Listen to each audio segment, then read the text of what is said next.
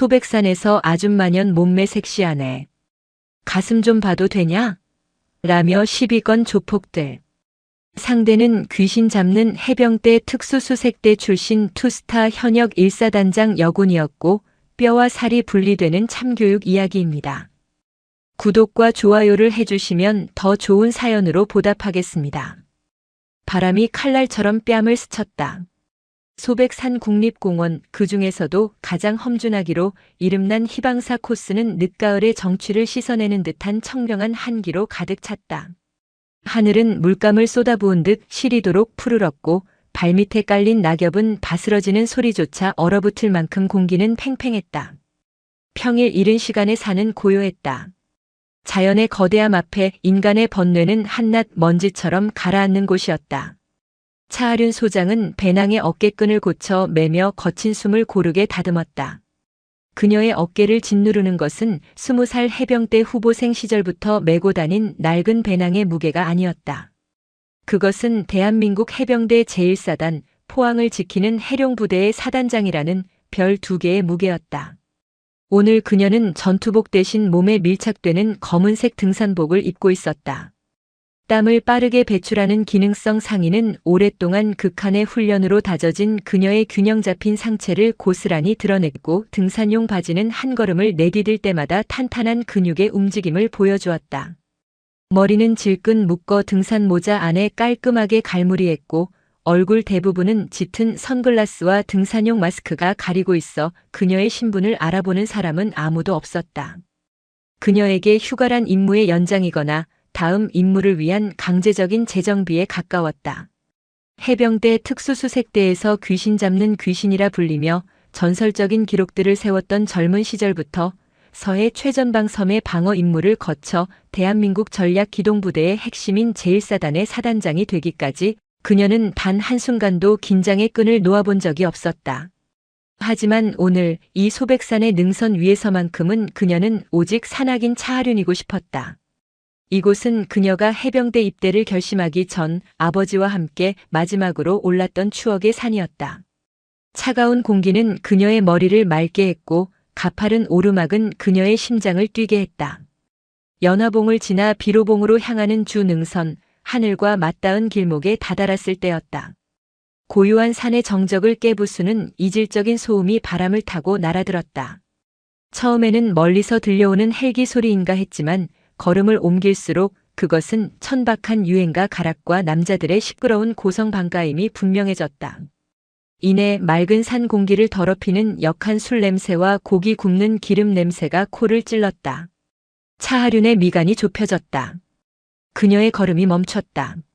국립공원, 그것도 정상 능선부에서의 취사 행위와 음주, 소음은 명백한 불법이었다. 자연을 훼손하는 행위이자 이 고요함을 즐기러 온 다른 등산객들에 대한 심각한 민폐였다. 그녀는 소리가 나는 방향으로 고개를 돌렸다. 비로봉 정상을 불과 몇백 미터 앞둔 가장 전망이 좋은 넓은 안반지대였다. 그곳에는 산의 풍경과는 도저히 어울리지 않는 무리가 난장을 벌이고 있었다. 너댓 명의 건장한 사내들이 휴대용 가스버너 2개를 켜고 불판 위에 삼겹살을 올리고 있었다. 주변에는 소주병과 막걸리병이 나뒹굴었고 그들이 가져온 거대한 휴대용 스피커에서는 촌스러운 트로트가 소백산 전체가 울릴 듯이 울려 퍼지고 있었다. 다른 등산객들은 험악한 분위기에 눌려 감히 항의도 못하고 눈살을 찌푸리며 서둘러 그 자리를 피하고 있었다. 그들 중 가장 인상이 험악하고 덩치가 산만한 사내가 소주병을 들고 외쳤다. 캬, 좋다. 여기가 무릉도원이네. 독고철, 내가 이 소백산의 주인이다 이 말이야. 그의 이름은 독고철. 경북 영주와 풍기 일대의 유흥가를 중심으로 활동하는 풍기 토착연합이라는 이름의 폭력 조직 두목이었다. 물론 토착연합이라는 거창한 이름은 허울 뿐 실제로는 지역 상인들을 뜯어먹고 불법 도박장을 운영하는 그저 그런 동네 조폭의 우두머리였다. 그의 옆에서 고기를 뒤집던 딱 봐도 힘만 좋을 것 같은 우대근이 낄낄거렸다. 형님, 오늘 저녁에 시내 나가시죠. 물 좋은 아가씨들 새로 왔답니다. 형님 취향으로. 조용히 해라 이놈아. 산신령님이 다 듣는다.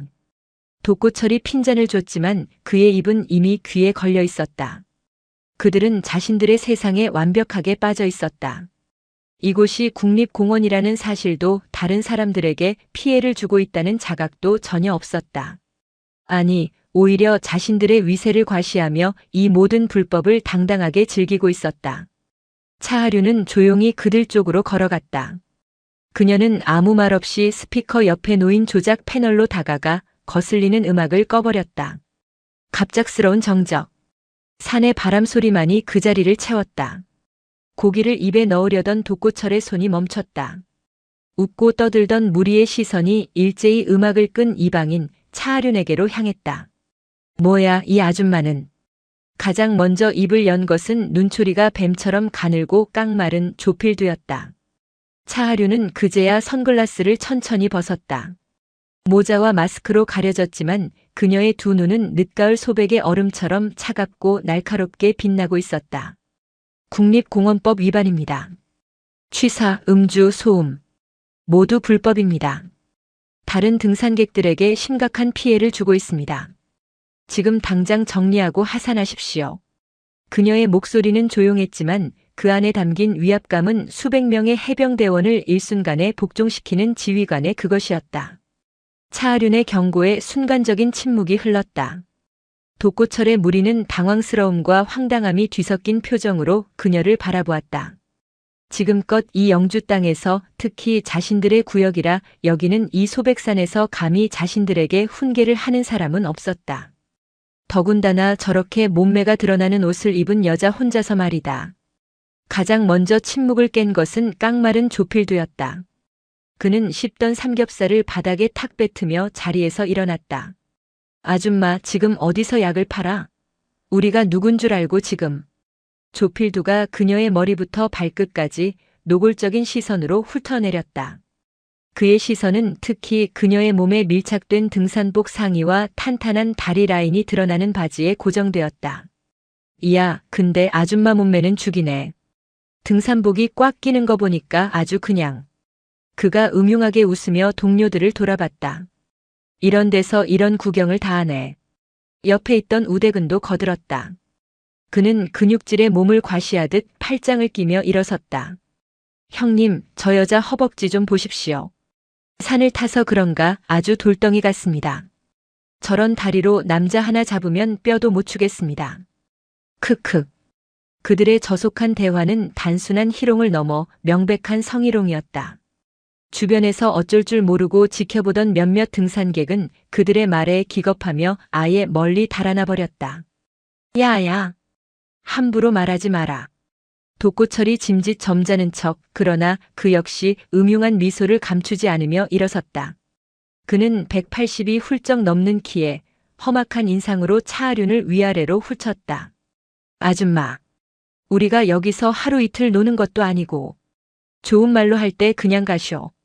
산에서 괜히 객기 부리다 험한 꼴 보지 말고.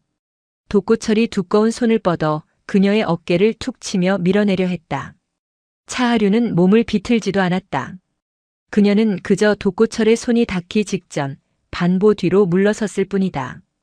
그 짧고 간결한 움직임에 독고철의 손은 허공을 갈랐다. 그는 순간 균형을 잃을 뻔했다. 몸에 손대지 마십시오. 차하륜의 목소리가 한층 더 낮아졌다. 경고했습니다. 불법 행위를 즉각 중단하고 이 산을 더럽힌 쓰레기들을 모두 수거해서 하산하십시오. 자신의 손이 무시당하고 부하들이 보는 앞에서 망신을 당하자 독고철의 얼굴이 불그락푸르락해졌다. 이게 진짜 보자 하니까. 우대근이 들고 있던 고기 집게를 바닥에 내던지며 그녀 앞으로 성큼성큼 다가왔다. 당신이 뭔데 우리한테 명령질이야? 경찰이야? 공단 직원이야? 어디서 여자가 겁대가리 없이? 경찰이면 뭐 어쩔 건데. 조필두가 그녀의 등 뒤로 돌아가며 퇴로를 막았다. 아줌마 몸매도 좋고 깡도 좋은데. 우리 형님이랑 오늘 밤에 술 한잔 할까? 우리 형님이 여자 하나는 기가 막히게 다뤄주는데. 필두야, 그게 아니지. 독고철이 낄낄거렸다. 저런 여자는 깡이 세서 쉽게 안 넘어가. 저렇게 꽉 조이는 옷 입고 다니는 것 자체가 남자들 보라고 광고하는 거 아니겠어? 우리가 그 광고에 좀 응답해줘야지. 그 말은 명백히 선을 넘은 인격에 대한 모독이었다. 순간 소백산의 칼바람보다 더 차가운 기운이 차하륜의 전신을 감쌌다. 그녀의 눈빛에서 방금 전까지 존재했던 마지막 인내심이 사라졌다. 그 눈은 더 이상 산을 즐기러 온 등산객의 눈이 아니었다. 그것은 서해 5도에서 적의 도발을 응시하던 지휘관의 눈이었고 특수수색대 시절 목표물의 숨통을 끊기 직전의 냉혹한 독사의 눈이었다. 그녀는 수많은 실전과 훈련을 통해 적의 도발 수위와 의도를 파악하는 데 이골이 나 있었다. 그리고 방금 독고철의 말은 그녀의 인내심의 방아쇠를 당겼다. 마지막 경고다. 그녀의 입에서 나온 말은 더 이상 정중한 경고가 아니었다. 그것은 군대의 하명이었다. 스스로 정리할 수 있는 기회는 지금 이 순간 끝났다. 기회? 미친년. 독고철은 완전히 이성을 잃었다. 부하들 앞에서 여자에게 2번이나 망신을 당할 수는 없었다. 우댁은 조필두. 전혀 시끄럽지 않게 저쪽 바위 뒤로 끌고 가. 오늘 교육이 뭔지 제대로 좀 시켜줘라. 다른 등산객들 안 보이게 아주 조용히. 그것은 사실상 폭행과 그 이상의 범죄를 지시하는 명령이었다. 우대근은 기다렸다는 듯이 음흉한 미소를 지으며 주먹을 우두둑 꺾었다. 아줌마. 이건 다 당신이 자초한 거야. 그렇게 섹시하게 입고 다니질 말았어야지. 우대근이 차하륜의 머리채를 잡기 위해 육중한 몸을 날리며 거대한 손을 뻗었다. 차하륜은 배낭을 내려놓을 필요도 없었다. 그녀는 그저 모자를 벗어 땀에 젖은 머리를 한번 쓸어 넘겼을 뿐이다. 그녀의 정체를 가리고 있던 최소한의 장막이 걷혔다. 교육이라. 그녀가 나지막이 으쪼렸다. 좋다. 오늘 너희에게 대한민국 해병대가 무엇을 가르치는지 그 교육의 첫 페이지를 보여주겠다. 우대근의 손이 차하륜의 머리카락에 닿으려던 그 찰나 시간은 마치 느린 화면처럼 흘러갔다. 차하륜은 돌진해오는 우대근의 거대한 몸을 피하지 않았다. 오히려 그녀는 그 육중한 힘의 중심, 돌진하는 어깨 쪽으로 한 걸음 파고들었다. 크억. 차하륜의 팔꿈치가 해병대 특수수색대에서 단련된 무적이라 불리는 그 기술로 우대근의 늑골 하단부 정확히 급소를 가격했다. 거대한 덩치와는 어울리지 않게 우대근은 숨도 제대로 쉬지 못하고 꺽 소리와 함께 거품을 물며 그대로 쓰러졌다. 그의 몸이 바위에 부딪히며 둔탁한 소리를 냈다. 이 미친년이. 뒤에 있던 조필두가 당황해서 주머니에서 접이식 칼을 꺼내려 했다. 하지만 그가 칼을 반쯤 꺼내기도 전에 차하륜은 이미 몸을 돌려 그의 곁에 있었다. 차하륜은 조필두가 칼을 쥔 손목을 독수리가 토끼를 낚아채듯 움켜쥐었다. 그리고 그대로 손목을 비틀어 꺾었다.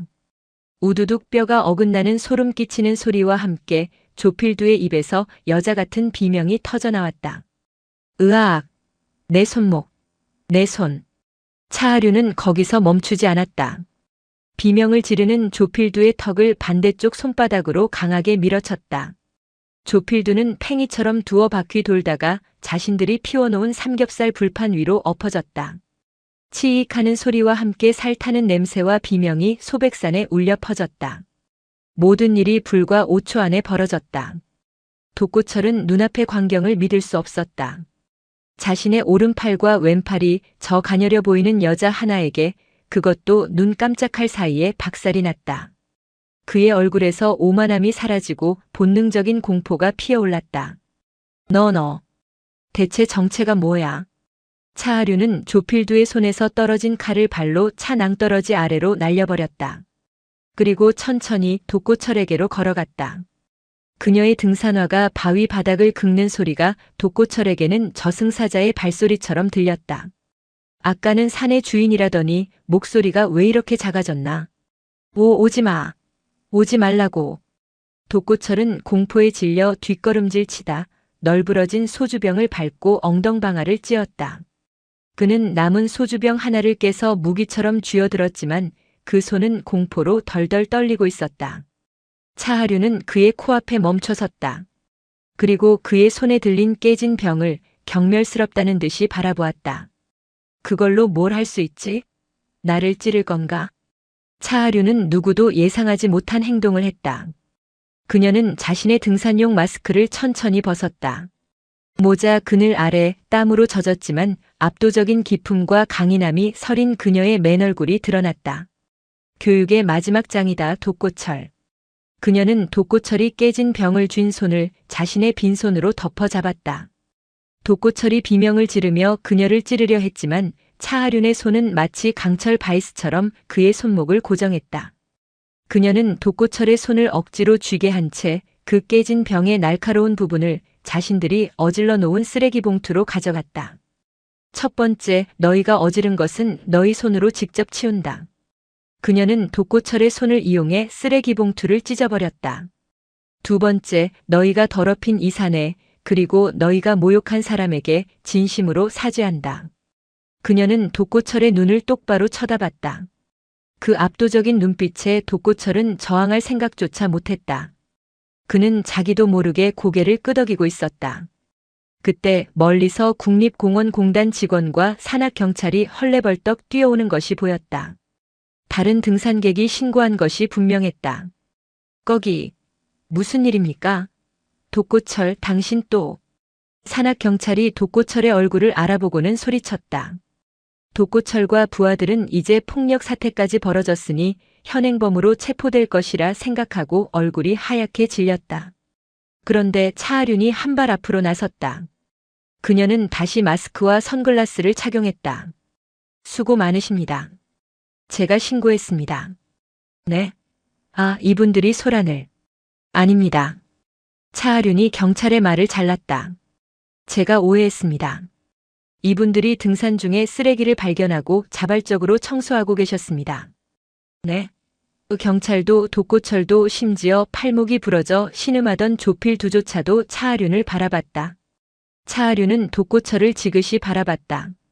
이분들은 풍기토착연합이라는 이름으로 활동하며 평소에도 이 소백산 정화 활동에 앞장서시는 아주 모범적인 분들입니다.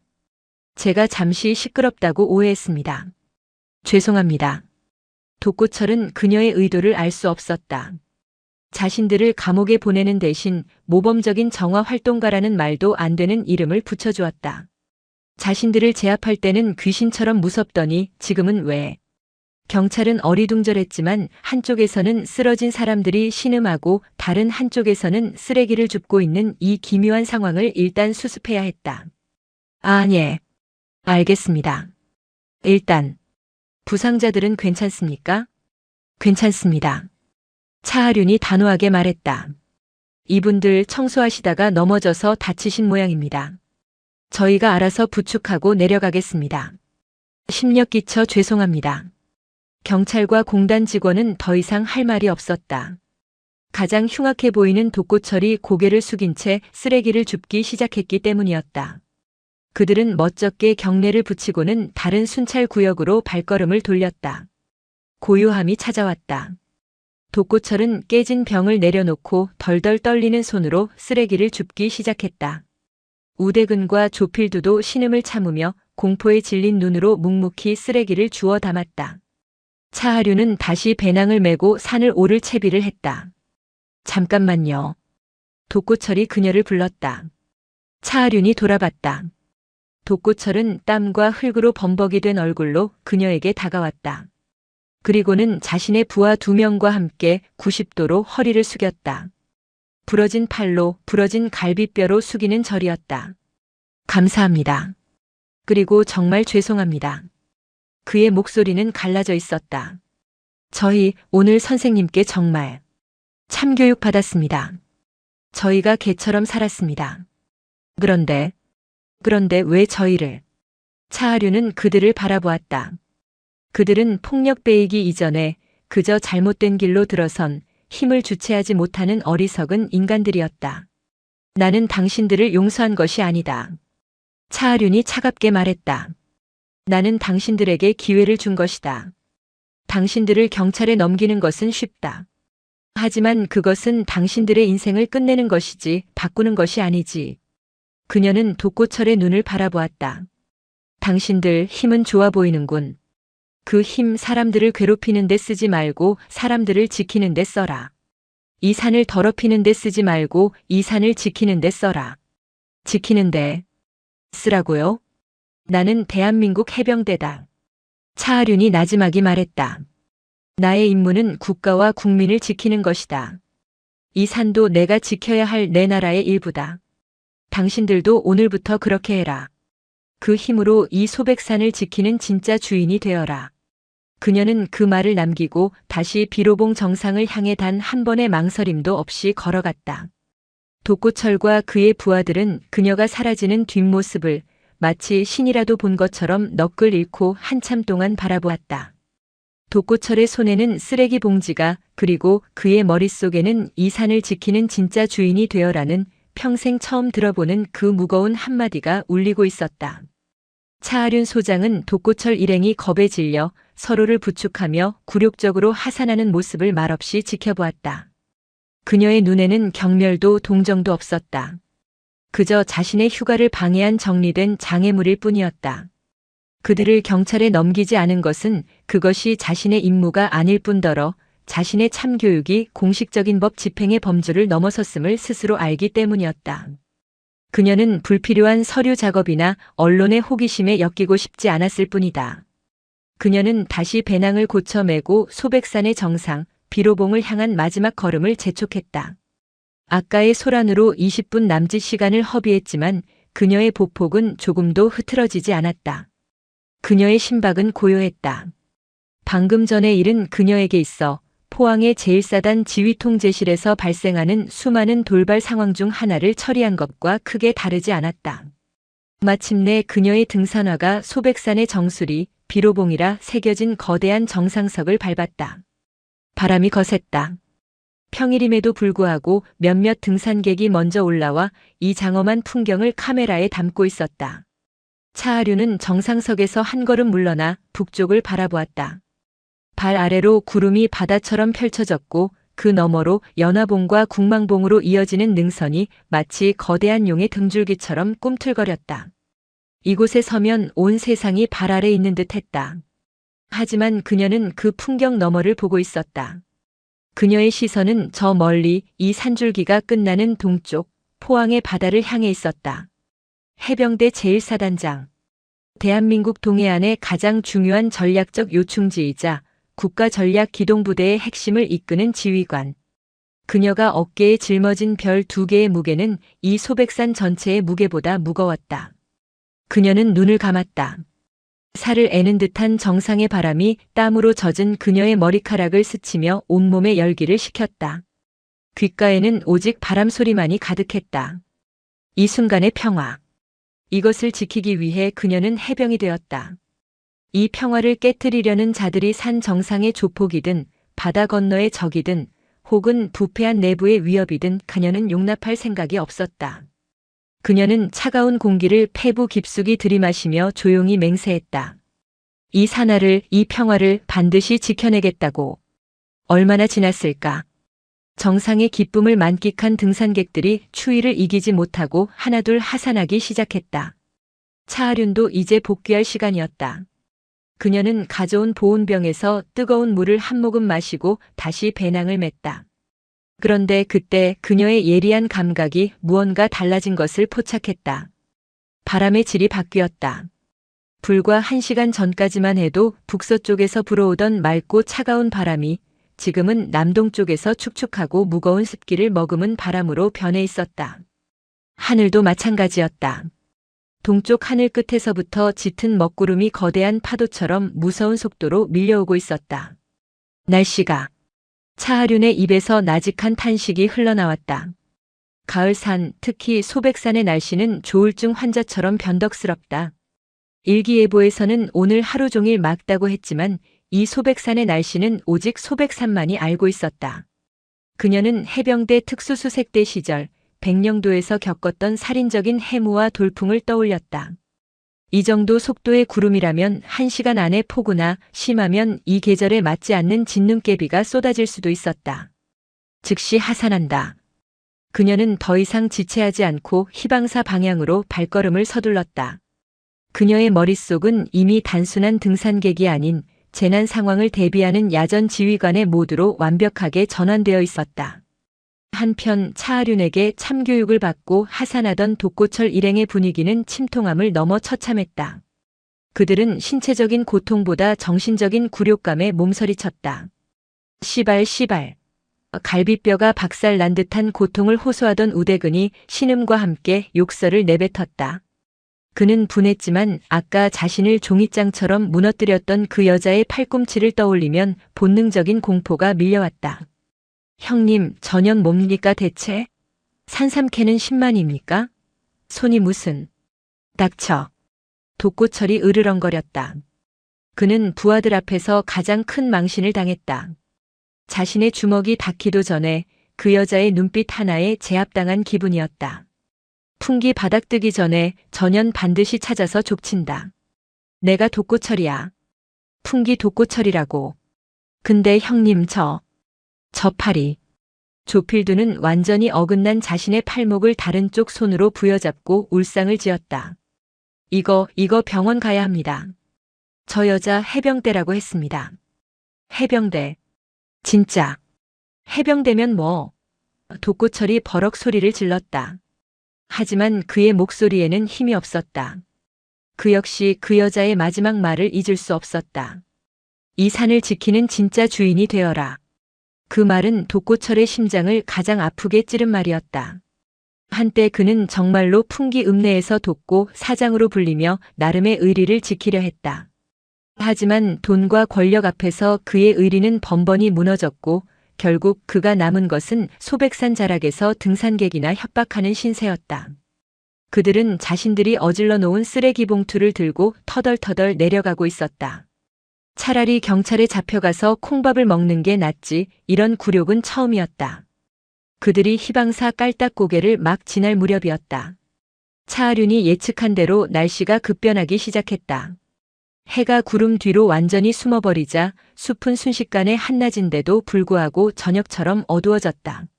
바람이 소나무 사이를 울부짖으며 지나갔고 이내 굵은 빗방울이 떨어지기 시작했다. 아이씨, 비 온다. 빨리 가시죠, 형님. 우대근이 재촉했다. 그런데 그때 등산로 한쪽 구석, 계곡으로 이어지는 샛길 방향에서 아이의 울음소리가 희미하게 들려왔다. 엄마, 엄마. 무서워. 독고철 일행이 걸음을 멈췄다.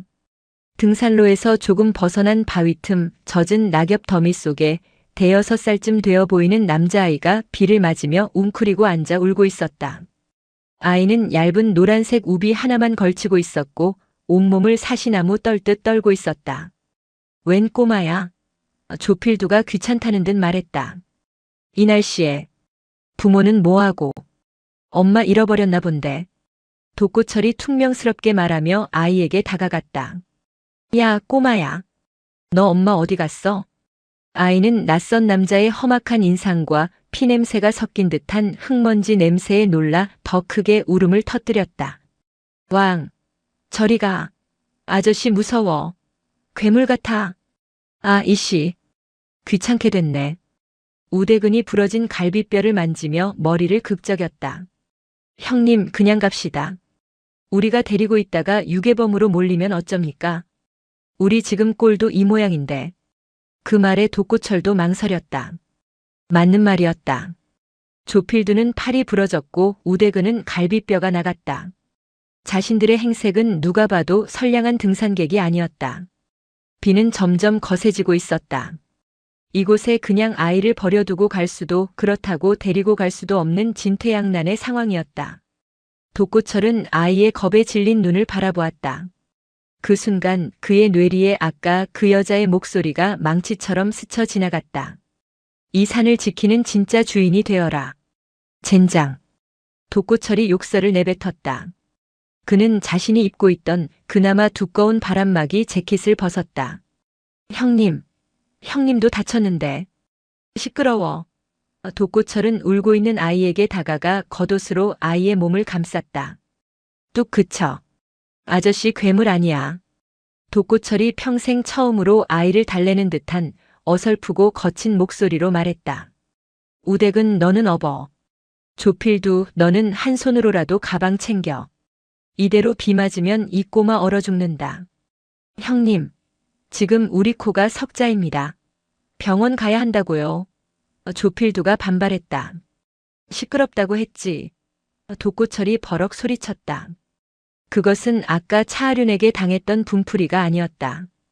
그것은 그의 내면 깊숙한 곳에서 아주 오랜만에 터져나온 두목으로서의 결단이었다.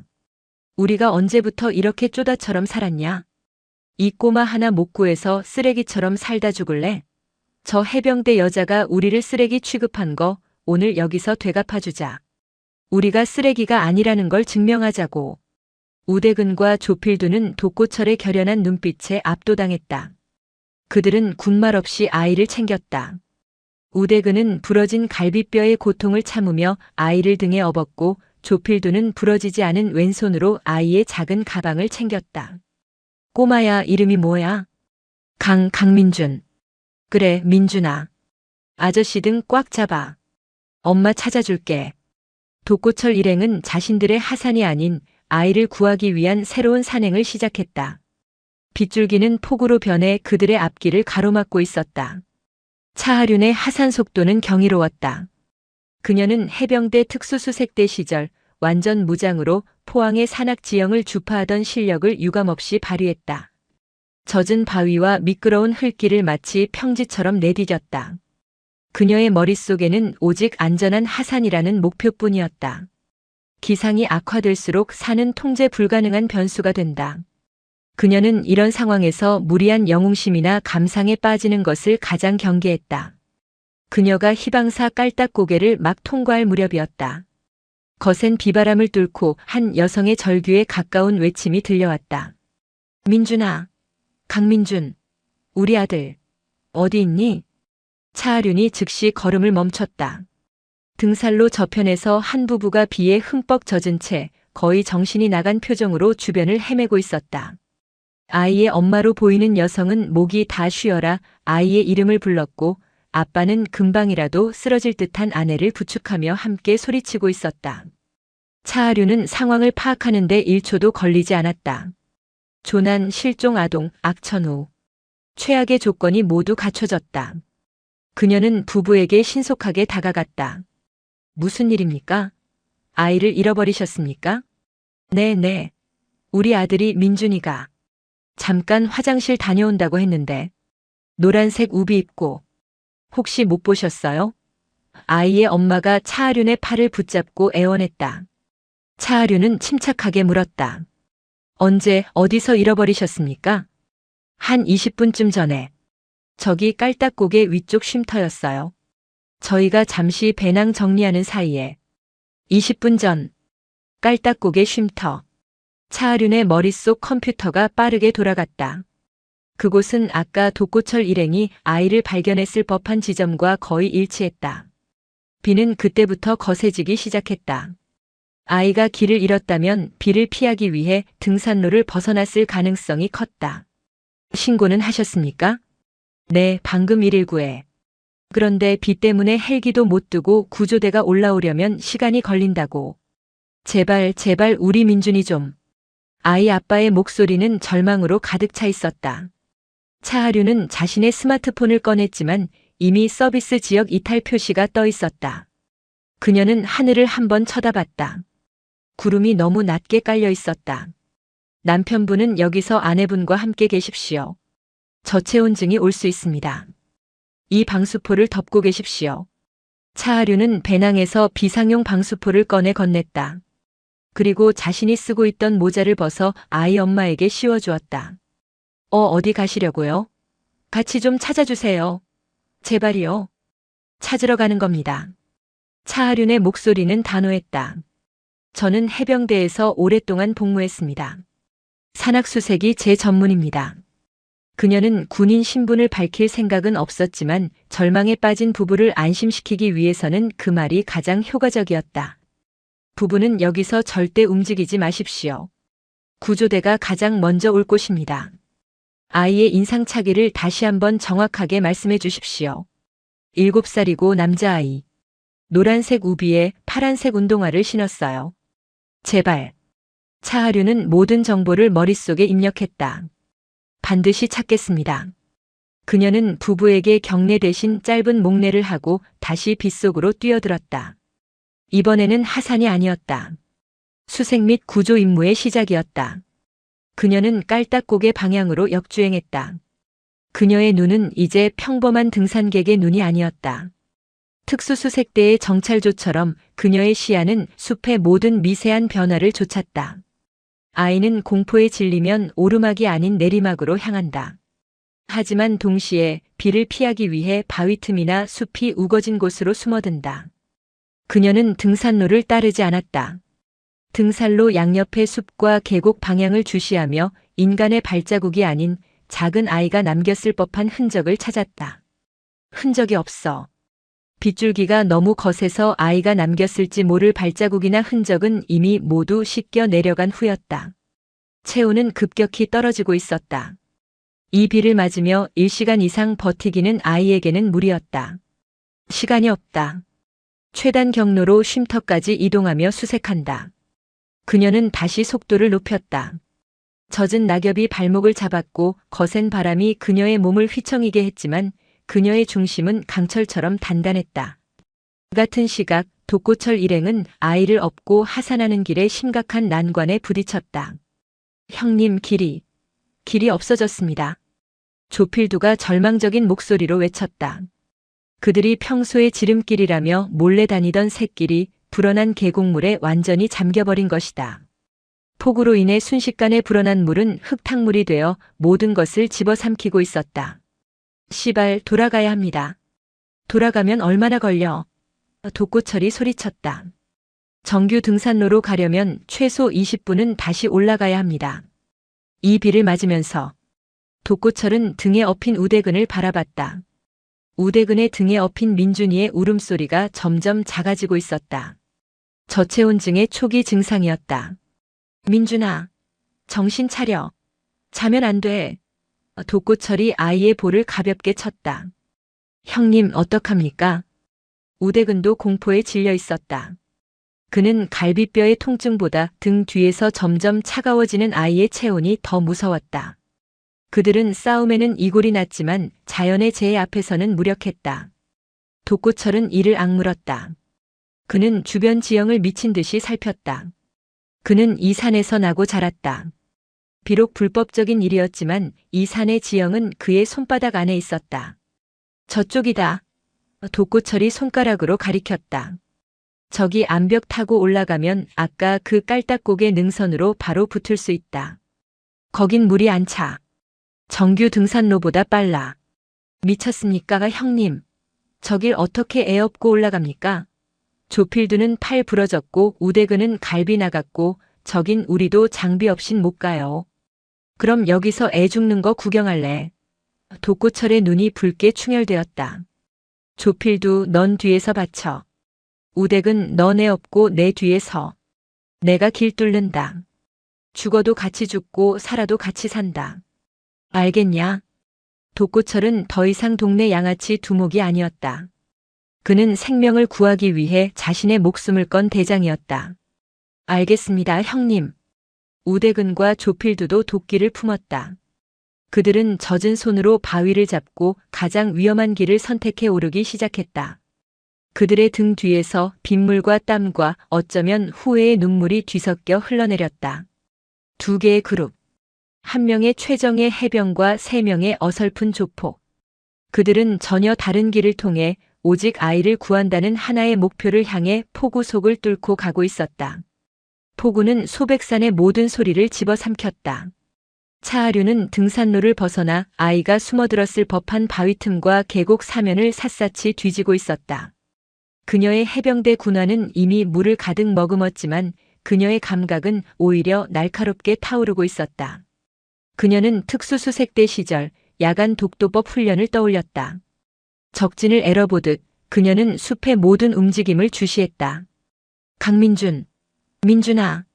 그녀는 낮은 목소리로 아이의 이름을 불렀다.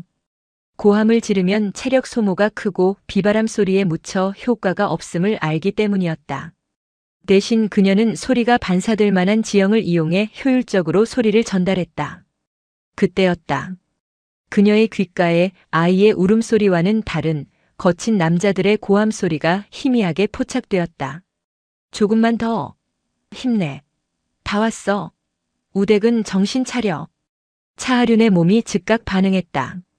그녀는 소리가 들려오는 방향으로 몸을 돌렸다. 그곳은 정규 등산로가 아닌 일반 등산객은 접근조차 할 수 없는 가파른 암벽 구간이었다. 누가 저런 곳에? 그녀는 즉시 자신의 임무를 수정했다. 실종 아동 수색에서 조난자 구조로. 그녀는 나무와 바위 뿌리를 잡으며 소리가 들려오는 절벽 쪽으로 신속하게 접근했다. 그리고 그녀는 믿을 수 없는 광경을 목격했다. 형님, 손 줘요. 방금 전 자신에게 참교육을 당했던 그 조폭물이었다. 독고철이 위태로운 바위 턱에 발을 디딘 채 아이를 업은 우대근을 끌어올리고 있었고 팔이 부러진 조필두는 그 아래에서 한 손으로 우대근의 엉덩이를 필사적으로 밀어 올리고 있었다. 그들의 모습은 아까의 거만함은 온데간데 없이 빗물과 흙으로 범벅이 되어 사투를 벌이고 있었다. 가장 충격적인 것은 우대근의 등에 업힌 작은 아이였다. 노란색 우비, 파란색 운동화. 부모가 말했던 인상착의와 정확히 일치했다. 민준아. 차하륜이 소리쳤다. 그 소리에 독고철과 우댁은 조필두가 동시에 고개를 돌렸다. 그들은 절벽에 매달린 채 귀신이라도 본 듯한 표정으로 차하륜을 바라봤다. 당신이 왜 여겠어? 독고철이 경악을 금치 못했다. 설명은 나중에. 차하륜은 지체할 시간이 없음을 알았다. 우댁은 씨, 아이 상태는? 그녀의 목소리는 더 이상 등산객의 목소리가 아니었다. 그것은 수십 명의 해병대원을 지휘하는 사단장의 목소리였다. 모르겠습니다. 숨이 약해지고 있습니다. 춥다고. 우대근이 겁에 질려 외쳤다.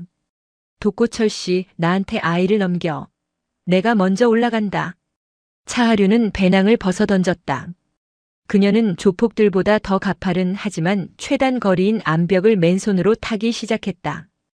해병대 산악훈련에서 배운 기술이었다. 그녀의 움직임은 낭비가 없었고 젖은 바위를 한치의 오차도 없이 밟고 오르며 순식간에 독고철 일행의 곁에 도달했다. 아이 줘요. 우대근은 거의 탈진 상태였다. 차하륜은 독고철이 우대근을 붙잡고 있는 사이 자신의 몸을 고정하고 우대근의 등에서 아이를 조심스럽게 받아 안았다. 아이의 몸은 얼음장처럼 차가웠고 의식이 거의 없었다. 이대로는 위험해. 차하륜은 즉시 자신의 등산복 상의 지퍼를 열었다. 그리고 아이를 자신의 가슴팍 체온이 가장 잘 전달되는 곳에 밀착시켜 안았다.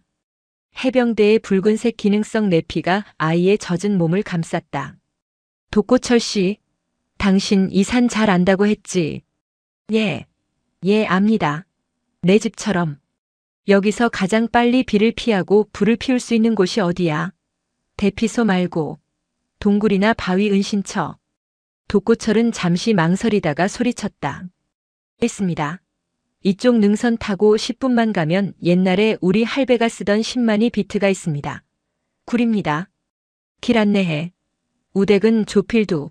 내 배낭 챙겨서 따라와. 나고하면 버리고 간다. 예. 상황은 완전히 역전되었다. 소백산의 무법자였던 독고철 일행은 순식간에 차하륜 소장의 지휘를 받는 임시 구조대원이 되었다.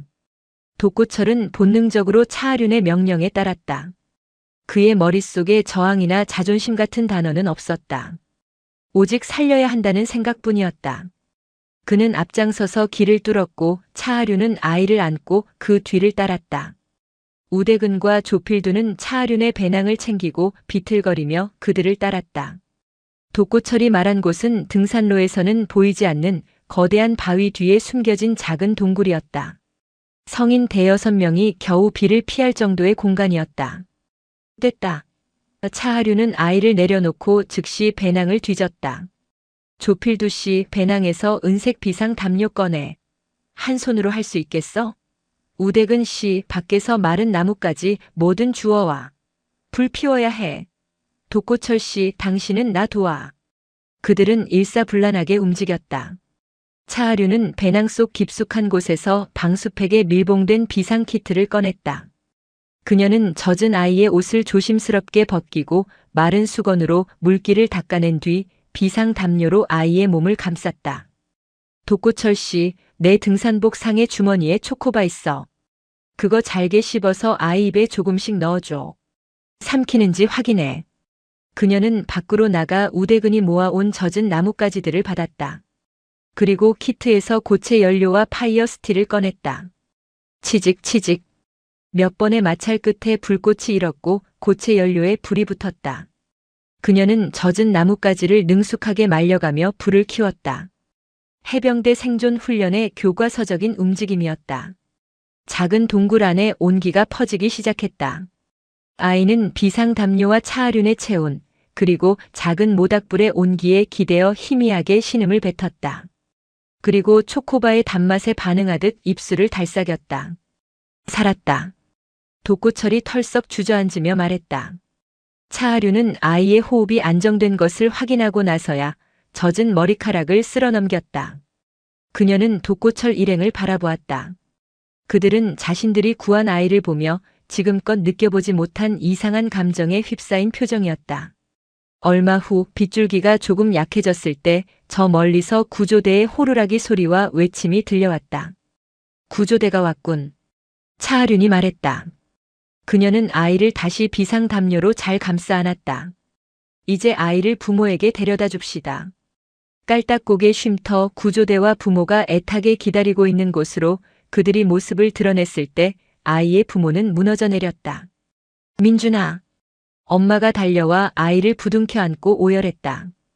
아빠는 차아륜과 독고철 일행에게 다가와 무슨 말을 해야 할지 모른 채 그저 엎드려 절을 했다. 감사합니다. 정말 감사합니다. 우리 아들 살려주셔서. 독고철과 우댁은 조필두는 이런 식의 감사를 받아본 것이 난생 처음이었다. 그들은 쑥스럽고 당황스러워 어쩔 줄 몰라 했다. 특히 조필두는 부러진 팔을 잡고도 한 손으로 눈물을 훔쳤다. 구조대장이 다가와 차아륜에게 경위를 물었다. 차아륜은 자신이 아이를 찾은 것이 아니라 이분들이 먼저 아이를 발견해 폭우 속에서 지켜내고 있었다고 말했다. 이분들입니다. 풍기토착 연합분들인데 이분들이 아니었다면 아이가 위험했을 겁니다. 풍기토착 연합. 독고철은 그 이름이 이렇게 자랑스럽게 들린 적이 없었다. 구조대원들과 등산객들의 박수가 터져나왔다. 모든 상황이 수습되고 차아륜은 조용히 자리를 뜨려 했다. 그때 독고철이 그녀를 따라왔다. 저기 선생님. 그는 더 이상 아줌마라고 부르지 않았다. 정말 감사합니다. 그리고 저희가. 차아륜이 그를 돌아보았다. 뭘 말입니까? 저희 오늘 선생님이 하신 말씀, 이 산을 지키는 진짜 주인. 그게 무슨 뜻인지 조금은 알 것 같습니다. 독고철이 쭈뼛거리며 말했다. 저희 힘만 믿고 설쳤지 그 힘을 어디 써야 할지 몰랐습니다. 오늘 선생님한테 제대로 배웠습니다. 저희 앞으로 정말 풍기토착 연합이 아니라 소백산 구조대 한번 해보겠습니다. 정식으로 등록하고 오늘 선생님한테 배운 것처럼 그렇게 해보겠습니다. 차아륜은 독고철의 눈을 지그시 바라보았다. 그 눈에는 더 이상 조폭의 광기가 아닌 새로운 목표를 찾은 남자의 결의가 담겨 있었다. 그녀는 희미하게 미소 지었다. 좋은 생각이군. 해병은 약한 자를 돕고 강한 자에게 강하다. 당신들도 그렇게 해라. 그 힘, 이제 약한 사람들을 지키는 데 써라. 그녀는 독고철의 어깨를 아까와는 달리 격려의 의미로 툭툭 두드려주고는 젖은 배낭을 메고 하산길을 재촉했다. 그녀의 휴가는 끝났다. 포항으로 돌아가면 그녀를 기다리는 수많은 보고서와 작전 계획이 있을 것이다. 하지만 그녀의 발걸음은 가벼웠다. 소백산은 그녀에게 평화를 주었고 그녀는 소백산의 새로운 희망의 씨앗을 심고 떠나는 길이었다. 그녀의 진짜 임무는 산이 아닌 거친 파도가 몰아치는 바다에서 다시 시작될 터였다. 소백산의 흙먼지가 채가시기도 전 차아륜 소장의 코끝에는 맵싸한 바다 비린내와 공기를 짓누르는 쇳가루 냄새가 스며들었다. 그녀의 휴가는 포항 톨게이트를 지나는 순간 끝났다. 그녀가 복귀한 곳은 대한민국 동해안의 심장, 포항 해병대 제1사단의 사령부 해룡의 집이라 불리는 지휘통제실이었다. 산의 자유롭고 차가운 바람 대신 이곳은 24시간 꺼지지 않는 모니터의 서늘한 빛과 수시로 울리는 작전 상황판의 기계음, 그리고 동해의 거친 파도 소리로 가득 차 있었다. 그녀가 작전 지도 앞에 서자 그림자처럼 곁을 지키던 충직한 부관, 윤태수 중령이 다가와 벼락 같은 경례를 붙였다. 그의 얼굴에는 휴가에서 복귀한 사자 같은 사단장을 맞이하는 안도감과 그 사이 산더미처럼 쌓여버린 결제 서류의 무게감이 동시에 서려 있었다. 사단장님, 복귀를 환영합니다. 산은 편안하셨습니까? 소백산은 여전하더군. 윤중령. 차하류는 짧게 답하며 모니터에 떠있는 동해안 경계 구역의 붉은색 선을 바라보았다. 내가 없는 동안 특이사항은 없었습니다. 북쪽의 어선들도 조용했고 포항의 하늘도 깨끗했습니다. 다만 가을철 정기 기동 훈련 계획안이 국방부에서 세부 조정을 요구하며 반려되었습니다. 그리고 백상어 건설의 신임 사장이 사단장님과의 개인적인 저녁 식사를 요청해 왔습니다. 벌써 세 번째입니다. 윤중령의 목소리에 노골적인 불쾌감이 묻어났다. 백상어 건설은 최근 포항 일대의 군 관련 시설 공사를 독점하다시피 하며 뒷말이 무성한 기업이었다. 차하륜의 미간이 좁혀졌다. 그의 관심은 언제나 불필요하군. 내가 직접 거절한다고 전하게. 난 군인들과 먹는 밥이 더 편하다고. 그녀는 사단장실로 돌아와 젖은 등산화 대신 딱딱한 전투화를 신었다. 의자에 몸을 기대자 소백산에서의 사흘이 꿈처럼 아득하게 느껴졌다. 산에서의 일탈은 끝났다. 이곳은 그녀가 지켜야 할, 그리고 그녀와 싸워야 할 또 다른, 훨씬 더 복잡하고 거친 정글이었다. 포항은 강철의 도시였고 이곳의 이권은 그 강철만큼이나 단단하고 차가웠다. 그때 그녀의 집무실에 놓인 비화기가 아닌 개인 휴대폰이 가늘게 울렸다. 발신자 표시에는 박선영 님이라는 이름이 떠 있었다. 차하륜의 심장이 순간 차갑게 내려앉았다. 박선영. 그녀는 차하륜이 해병대 특수수색대에서 팀장을 맡고 있던 시절 서해 최전방에서 작전 중 그녀 대신 총탄을 맞고 전사한 고 강민철 중사의 아내였다. 차하륜은 목을 가다듬고 전화를 받았다. 선영 씨, 저 하륜입니다. 오랜만에. 사단장님 어떡해요? 수화기 너머로 들려온 것은 평소의 다정한 인사가 아닌 금방이라도 실신할 듯한 오열이었다. 차하륜은 의자에서 벌떡 일어섰다. 선영 씨, 무슨 일입니까? 정신 차리고 똑바로 말씀하세요. 우리 남편. 민철 씨가 사라졌어요. 차하륜의 머릿속이 하얗게 비는 듯 했다. 강민철. 그는 전사한 것이 아니었다. 그는 차하륜의 생명의 은인이었다. 십수년 전 서해의 어둠 속에서 차하륜이 부상을 입고 고립되었을 때 자신의 방탄복을 벗어 그녀를 덮고 통신이 끊긴 상황에서 그녀를 업고 적진을 탈출했던 전설적인 통신병이었다. 그는 명예롭게 전역한 후 고향인 포항에 돌아와 포항의 소리라는 작은 인터넷 언론사를 차려 해병의 깡으로 지역의 부패를 파헤치고 다니던 그녀의 가장 아픈 손가락이자 가장 자랑스러운 전우였다. 사라지다니요? 그게 무슨 말씀입니까? 민철 씨가 사흘째 연락이 안 돼요. 어제는 그냥 또 어디 험한데 취재 갔나 보다 했는데 오늘 경찰서에서 전화가 왔어요. 포항 북부 칠포 해안도로 근처에서 민철 씨 차만 발견됐다고. 문은 열려 있고 카메라는 부서진 채로 바다에. 차하륜의 머릿속에서 경고등이 울렸다. 포항 북부 칠포. 그곳은 해병대 제1사단의 핵심 상륙 훈련장 칠포 훈련장이 위치한 곳이었다. 그녀의 관할 구역이었다. 경찰은 뭐라고 합니까? 그냥 뭐. 요즘 일이 잘 안 풀려서 잠적했을 수도 있고 부부싸움이라도 한 거 아니냐고. 사단장님, 나 무서워요. 우리 민철 씨. 박선영의 목소리가 다시 울음에 잠겼다. 선영 씨, 지금 당장 제가 아는 인력을 총동원하겠습니다. 아무 걱정 마시고 일단 집에서 기다리십시오. 제가 다시 연락드리겠습니다. 차하륜은 전화를 끊었다. 그녀의 손이 미세하게 떨리고 있었다. 그녀는 즉시 사령부 내의 헌병대나 정보처를 통하지 않았다. 대신 그녀의 휴대폰에 저장된 단 하나의 번호로 전화를 걸었다. 그녀가 일사단장으로 부임한 직후 다른 부대에서 직접 차출해온 해병대 제1수색대대장 오기환 중령이었다. 사단장님 오기환입니다. 오중령. 지금 당장 내 사무실로. 보안 등급 특급. 자네 팀에서 가장 입이 무겁고 발이 빠른 2명만 데리고 오게. 사복으로. 차하류는 수화기를 내려놓고 강민철이 마지막으로 그녀에게 보냈던 문자 메시지를 떠올렸다. 그것은 불과 닷새 전 그녀가 소백산으로 떠나기 직전에 받은 메시지였다. 사단장님, 저 강민철입니다. 이번에 엄청난 거 하나 물었습니다. 동해 자원이라고 아십니까? 겉으로는 백상어 건설의 하청인데 걔들이 칠포 훈련장 바로 옆에 해룡마린 파크라는 걸 짓고 있습니다. 근데 그거 다 쇼입니다. 밤마다 포항제철소에서 나오는 특수 폐기물을 바다에 그냥 들이붓고 있습니다. 우리 해병들 훈련하는 바로 그 바다의 말입니다. 이번 기사 터지면 저놈들 다 감옥 갑니다. 다녀와서 물회 사주십시오. 필승. 백상어 건설. 동해 자원. 그리고 칠포. 차하류는 윤태수 중령을 호출했다. 윤중령.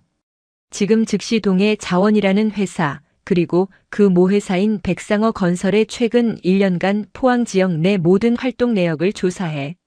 특히 우리 칠포 훈련장 인근의 해룡마린 파크 부지 관련 자료를 싹 긁어 모으게. 이건 공식적인 사단장의 지시일세. 차하륜의 눈빛은 소백산의 칼바람보다 더 서늘하게 빛나고 있었다. 그녀의 휴가는 끝났다. 그리고 이제 그녀의 전쟁이 시작되고 있었다. 오기환 중령은 차하륜이 가장 신이 많은 칼이었다. 그는 707 특수임무단에서 대테러 작전 교관으로 근무하다가 진짜 군인은 해병대에 있다는 차하륜의 카리스마에 이끌려 해병대로 전입한 특이한 이력의 소유자였다. 그에게 차하륜은 상관이기 이전에 군인으로서의 신념 그 자체였다. 사단장님, 부르셨습니까? 사복 점퍼 차림의 오중령과 그가 데려온 2명의 수색대 상사가 소리 없이 사단장실에 들어섰다. 그들의 존재감은 훈련된 흑표범처럼 조용하지만 위압적이었다. 차하류는 모니터에 강민철의 사진을 띄웠다. 저녁복을 입고 환하게 웃고 있는 사진이었다. 내 전우다. 그리고 내 생명의 은인이다. 사흘 전 칠포 훈련장 인근에서 실종됐다. 현장에는 차와 부서진 카메라만 남았다. 마지막 취재 대상은 동해 자원의 해룡마린 파크 부지였다. 그녀는 숨을 골랐다. 경찰은 믿을 수 없다. 포항남부경찰서장 박광식이라는 자, 내가 알아보니 백상어 건설 사장과 매주 골프를 치는 사이더군. 이것은 단순 실종이 아니다. 납치 혹은 그 이상이다. 오중령의 눈빛이 날카로워졌다. 명령만 내리십시오. 이것은 군사작전이 아니다. 공식적인 수사도 아니다. 자네들은 지금 이 순간부터 1사단 수색대대원이 아니다. 차하류는 책상 서랍에서 봉투 하나를 꺼내 오중령에게 건넸다. 강민철 기자의 차량이 발견된 위치다. 그리고 이것은 해룡마린 파크 공사 현장의 도면이다. 그곳은 24시간 사설 경비업체, 아니 사실상 조폭들이 지키고 있다. 그녀의 목소리가 낮게 깔렸다. 그들이 강 기자를 처리했다면 흔적을 남기지 않았을 것이다. 하지만 만약 그가 아직 살아있다면 그들은 그를 가장 감시하기 편하고 아무도 찾지 못할 곳에 가뒀을 것이다. 공사 현장 지하 폐기물 임시 저장고로 위장한 그곳만큼 완벽한 감옥은 없지. 가서 내 전우를 찾아와. 산 사람이든 죽은 사람이든. 오중령은 봉투를 받아들고 묵묵히 경례했다. 찾아오겠습니다. 해병의 이름으로. 그들이 사라지자 차하류는 다시 윤태수 중령이 보고한 자료에 눈을 돌렸다. 자료는 그녀가 예상했던 것보다 훨씬 더 추악하고 거대했다. 동해 자원은 유령 회사에 가까웠지만 그 모회사인 백상어 건설은 포항의 거물, 광호라 불리는 황만근의 소유였다. 황만근은 포항 일대의 모든 이권에 개입하는 사실상의 지하시장이었다. 그들의 성장 동력은 관급 공사였고 특히 군 관련 시설이나 포항시의 대형 프로젝트를 독점했다. 그리고 그 정점에는 해룡마린 파크 프로젝트가 있었다. 문제는 그 사업의 본질이었다. 윤중령의 보고에 따르면 그들은 친환경 해양공원을 짓는다는 명목으로 해안을 점유했지만 실제로는 포항제철소와 인근 화학공단에서 나오는 지정 폐기물들을 처리 비용 없이 야간의 동해로 불법 투기하는 거대한 폐기물 처리장을 운영하고 있었다. 강민철의 문자가 사실이었다. 독극물을 우리 해병들이 훈련하는 바다에 들이붓고 있다. 차하류는 인터폰을 눌렀다. 윤중령. 포항남부경찰서장 박광식에게 연결하게. 내가 직접 통화해야겠어. 잠시 후 연결된 통화의 상대방은 예상대로 기름지고 나태한 목소리였다. 아, 차 사단장님. 이런 누추한 곳에 어인일로. 영광입니다. 박 서장. 칠포에서 실종된 강민철 기자 건으로 연락했네. 1사단 훈련장 인근에서 일어난 일이라 우리도 예의주시하고 있네. 차하류는 의도적으로 훈련장과 관할 구역임을 강조했다. 하하. 사단장님도 참. 군인이 민간인 사건에 너무 관심이 많으십니다. 그거 그냥 기자 양반이 취재하다가 빚쟁이한테 잡혀갔을 수도 있고요. 아니면 술 먹고 바다에 빠졌을 수도. 저희가 알아서 잘 처리하겠습니다. 군은 군의 일에만. 박 서장. 차하륜이 그의 말을 잘랐다. 그는 내 전우야. 순간 수화기 너머로 정적이 흘렀다. 박광식의 목소리에서 웃음기가 사라졌다. 사단장님. 정이 많으신 건 알겠습니다만 전우라는 이유로 군이 민간인 사건에 개입하는 건 월권입니다. 괜한 오해 사시지 마시고 기다리시는 게 좋겠습니다. 그럼 바빠서 이만. 전화가 일방적으로 끊겼다. 차하류는 수화기를 내려놓았다.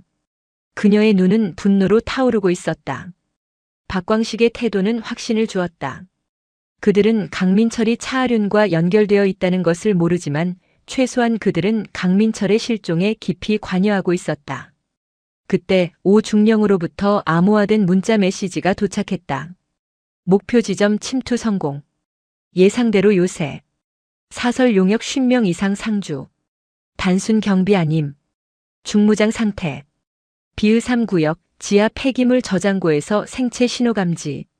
진입로 봉쇄됨. 그리고 메시지가 잠시 끊겼다. 차하륜의 심장이 내려앉았다. 현장에서 강민철 기자의 전투와 한 짝 발견. 혈은 다수. 생사는 불명확. 차하륜이 주먹을 쥐자 손톱이 손바닥을 파고들었다. 그녀의 휴대폰이 다시 울렸다. 이번에는 모르는 번호였다. 그녀가 전화를 받자 굵고 거친 바닷바람에 단련된 듯한 남자의 목소리가 들려왔다.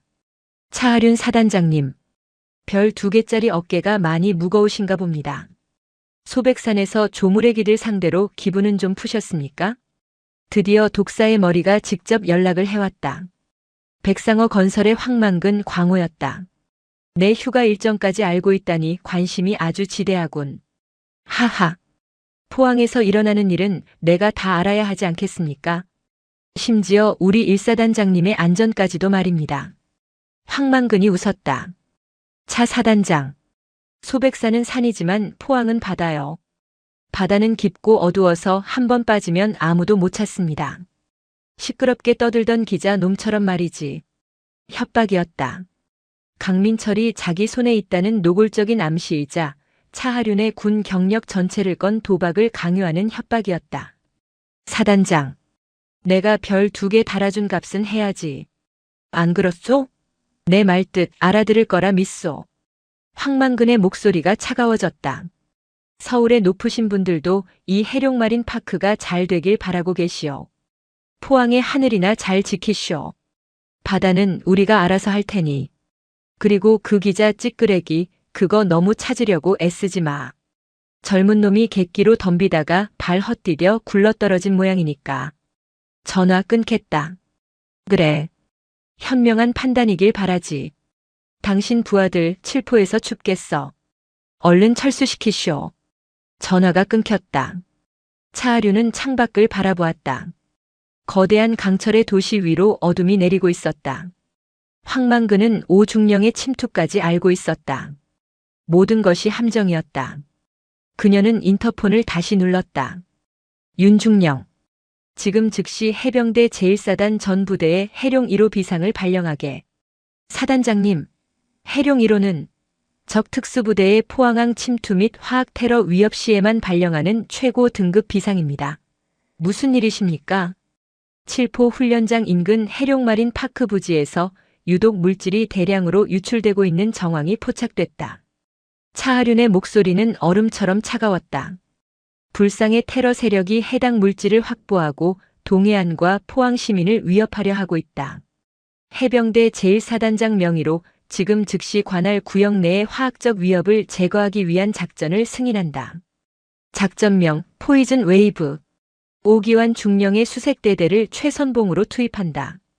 그녀는 황만근의 협박에 굴복하는 대신 그가 던진 판을 뒤집어 버리기로 했다. 이것은 월권이 아니었다. 이것은 포항을 지키기 위한 해병대 제1사단장의 고유 권한이자 책무였다. 자정이 넘은 시각. 포항의 밤바다는 끓어오르는 쇳물처럼 검고 무거웠다. 소백산에서 만났던 그것과는 질이 다른 소금기와 쇳가루를 머금은 바람이 칠포 해안을 사납게 핥히고 있었다. 이것은 우연이 아니었다. 차하륜은 이 기상 악화와 적의 경계가 가장 느슨해지는 이 시간을 기다렸다. 1사단 활주로 해병대 기동 헬기 마리논의 로터가 굉음을 내며 돌고 있었다. 검은색 비행 슈트 위에 신형 전투 조끼를 걸친 차하륜이 작전 지도를 마지막으로 확인하고 있었다. 그녀의 어깨에는 소장을 상징하는 별 2개 대신 1사단 수색대의 붉은색 패치가 붙어 있었다. 그녀의 얼굴은 위장 크림으로 덮여 있었고 등에는 그녀가 특수수색대 시절부터 손에 익은 소음 기관단총이 매달려 있었다. 윤태수 중령이 방탄 헬멧을 들고 불안한 얼굴로 다가왔다. 사단장님, 제고해 주십시오.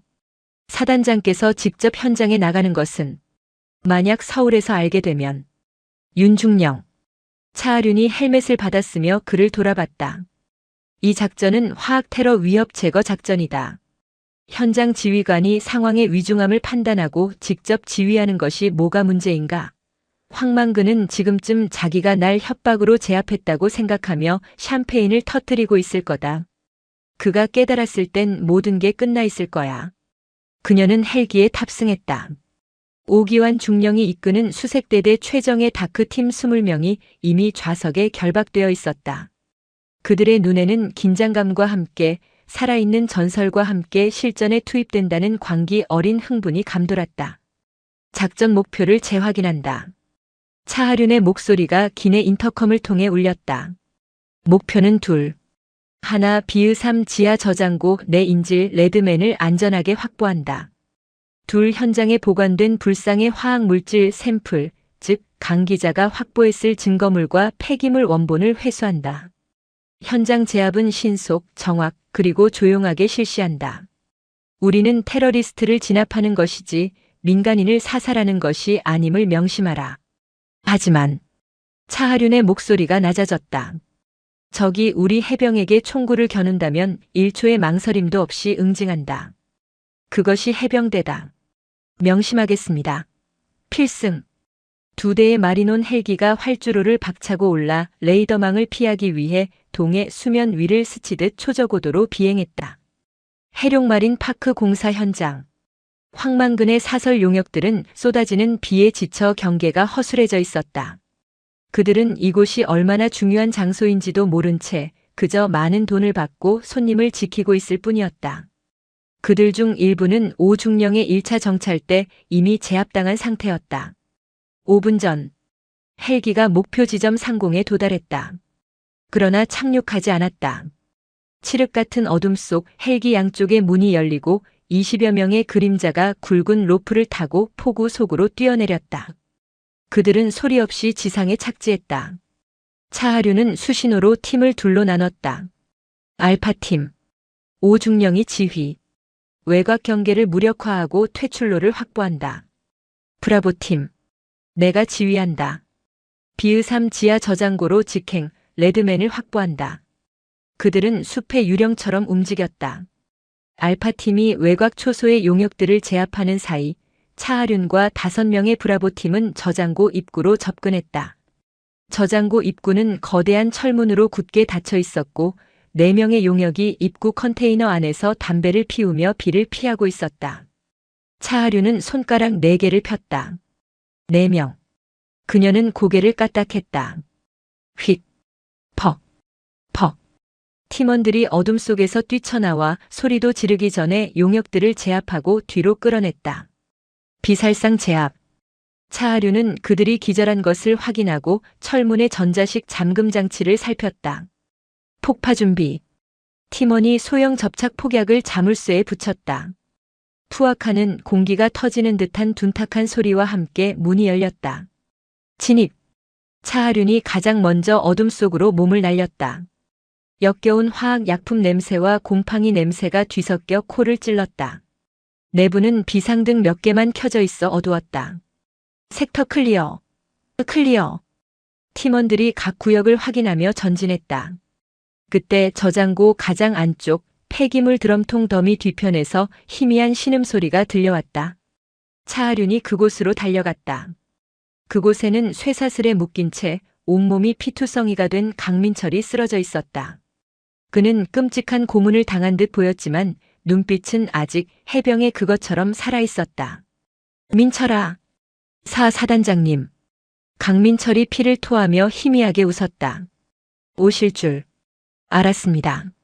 말하지 마. 차하륜이 쇠사슬을 절단기로 끊으며 그의 상태를 살폈다. 다리뼈가 부러진 것 같았다. 증거물. 강민철이 자신의 셔츠 안쪽을 가리켰다. 그의 배에는 방수 처리된 작은 하드 드라이브가 테이프로 감겨 있었다. 그가 목숨을 걸고 지킨 것이었다. 잘했다, 해병. 차하륜이 하드 드라이브를 떼어내 자신의 전투조끼 안주머니 깊숙이 넣었다. 이제 집에 가자. 그녀가 강민철을 부축해 일으키는 순간이었다. 탕, 탕, 탕. 저장고 입구 쪽에서 요란한 총성이 울렸다. 기관단총 소리가 아니었다. 경찰용 권총 소리와 용역들이 사용하는 사냥용 엽총 소리가 뒤섞여 있었다. 사단장님, 오중령입니다. 무전이 다급하게 울렸다. 경찰입니다. 포항남부서 박광식이 직접 병력을 이끌고 왔습니다. 우리가 무장괴한이라고 주장하며 발포하고 있습니다. 황만근이 깨어난 것이다. 혹은 박광식이 독단적으로 움직인 것일 수도 있었다. 젠장. 차하륜이 욕설을 내뱉었다. 알파팀 발포 중지. 절대 대응 사격 마라. 우린 군인이다. 경찰에게 총을 돌릴 순 없어. 퇴로 확보에만 주력해. 하지만 사단장님, 저들이 우리를 완전히 포위했습니다. 황만근의 용역들까지 합세했습니다. 그때 저장고 입구로 누군가 확성기를 들고 소리쳤다. 안에 있는 무장괴한들에게 알린다. 너희는 완전히 포위됐다. 당장 무기 버리고 투항하라. 나는 포항남 부경찰서장 박광식이다. 박광식의 목소리였다. 그는 차하륜이 안에 있다는 것은 꿈에도 모르고 그저 강민철을 구하러 온 정체불명의 무장 세력이라고만 생각하는 듯 했다. 아니, 어쩌면 그가 이 모든 것을 꾸몄을 수도 있었다. 군과 경찰의 교전. 그것은 황만근에게도 박광식에게도 최악의 시나리오이자 동시에 모든 것을 덮어버릴 수 있는 최고의 기회였다. 사단장님, 어떡하시겠습니까? 브라보 팀원이 강민철을 업으며 물었다. 차하륜은 헬멧을 벗었다. 위장 크림으로 범벅이 된 얼굴 위로 그녀의 눈이 형형하게 빛났다. 박광식 서장. 그녀가 저장고 입구를 향해 천천히 걸어가며 입을 열었다. 그녀의 목소리는 빗소리와 총성을 뚫고 확성기를 통해 밖으로 울려 퍼졌다. 내 목소리 들리는가? 나는 해병대 제1사단장 소장 차하륜이다. 밖의 모든 소리가 순간 멎었다.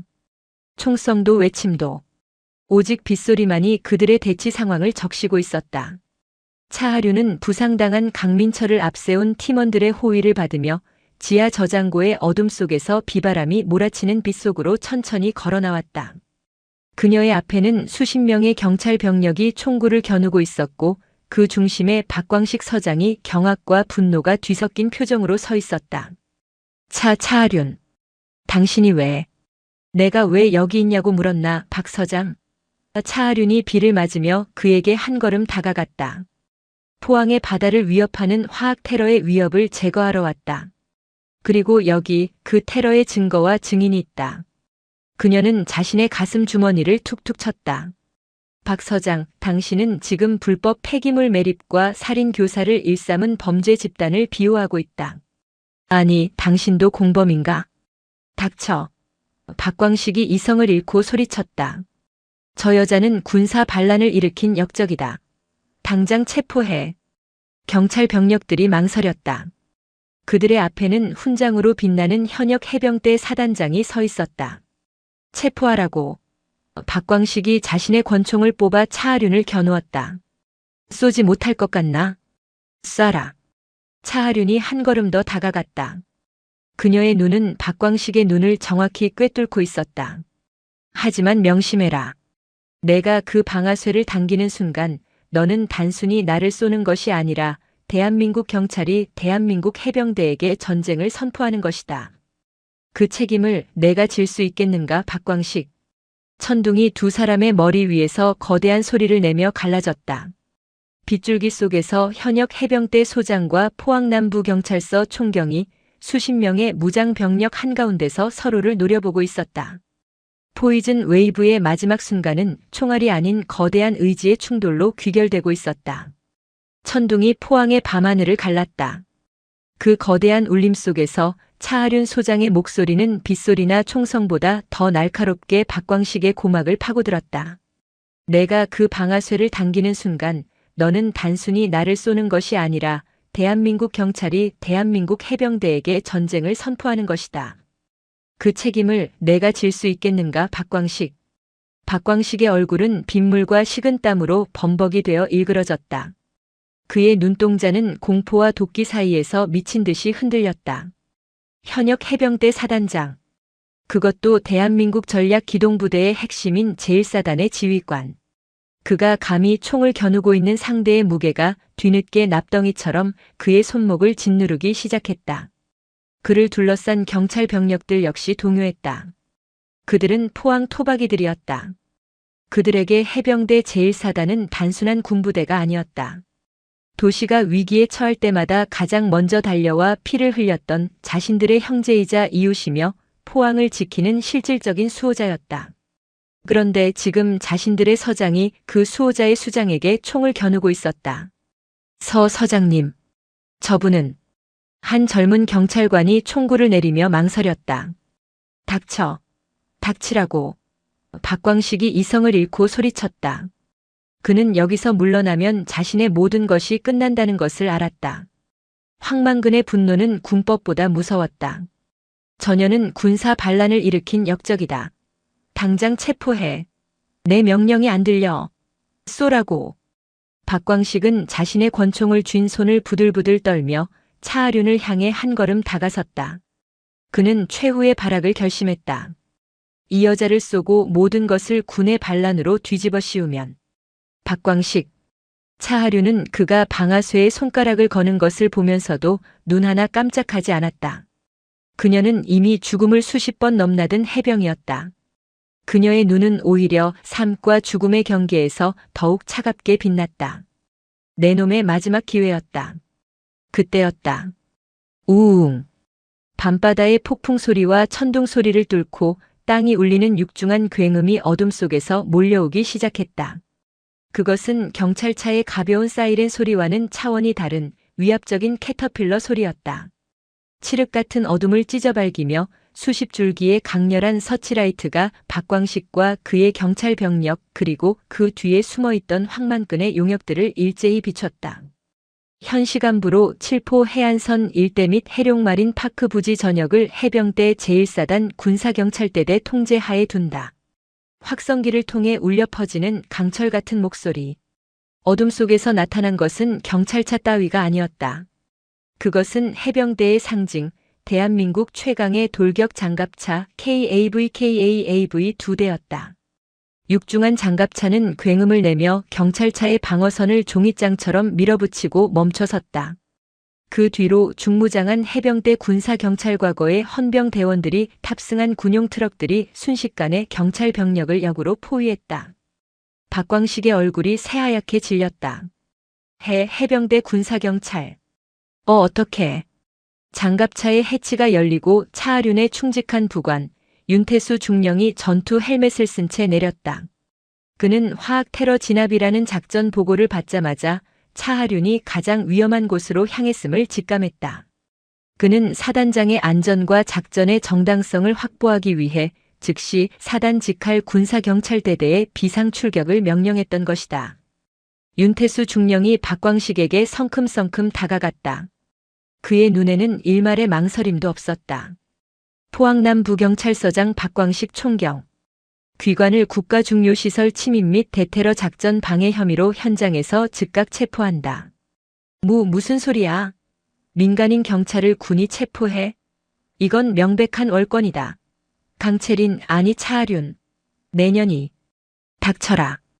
윤태수가 박광식의 멱살을 움켜쥐었다.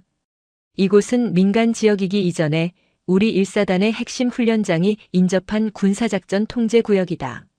사단장님은 화학 테러라는 명백한 위협을 제거하기 위해 정당한 작전을 지휘 중이었고 귀관은 그 작전을 무력으로 방해한 적대 세력으로 간주한다. 윤태수가 뒤를 돌아보며 포효했다. 또한 현장에서 발견된 납치 감금 피해자 강민철 기자의 진술에 따라 귀관을 살인미수 및 직권남용의 공범으로 군 검찰에 인계할 것이다. 군사경찰. 저자의 무장을 해제하고 즉각 체포하라. 체포하라. 해병대 군사경찰 대원들이 박광식과 그에 동조하던 간부 몇 명을 덮쳤다. 저항하던 박광식의 권총이 바닥에 떨어지고 그의 두 손에 차가운 수갑이 채워졌다. 이거나. 황 사장님이 가만 안 둘 거야. 차하륜. 내년도 끝이야. 차하륜은 그 처절한 발악을 뒤로하고 오기환 중령의 부축을 받고 있는 강민철에게 다가갔다. 민철아. 괜찮아. 이제 다 끝났어. 의무 헬기 불렀다. 사단장님. 강민철은 고통 속에서도 웃었다. 필승. 역시.